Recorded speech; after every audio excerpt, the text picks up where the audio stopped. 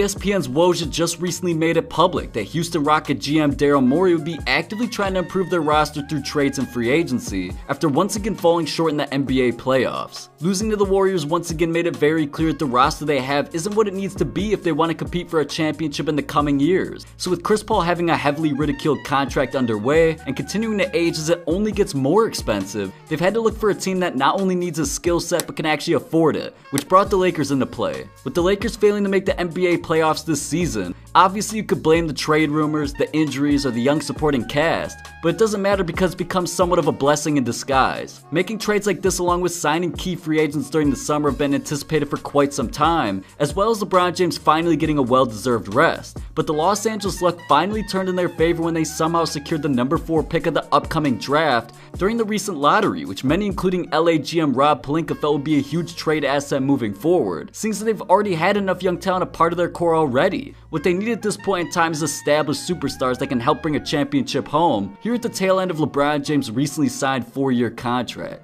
Now with Chris Paul continuing to be an all-star as well as averaging 15 points, 4 rebounds, and 8 assists per game this season, all while playing a support role to a superstar in James Harden, this addition is exactly what the Lakers have needed, since they lack experience in a true playmaker outside of LeBron himself. With CP3 already proving he can play alongside bigger talent, while being one of the most efficient point guards we've ever seen, as well as being able to score on his own while desperately chasing his first ever ring, it's a perfect match finally pairing the two up, seeing as LeBron is used to being successful in an elite point guard beside him already in Kyrie Irving. And also, Chris and Bron have had a history together both on and off the court, still being friends all these years, so the chemistry is obviously there. But as far as the deal goes, teams around the league had already expressed that Lonzo Ball's potential is worth whatever comes with him to an organization, including his outrageous father of LeVar. With him being so young and already gaining experience under the constant spotlight of LA, teams feel that Lonzo is destined for greatness no matter what the narrative is said about his jump shot or injury concerns. He's shown great defense and playmaking ability up to this point, so many feel that he's worth the wait.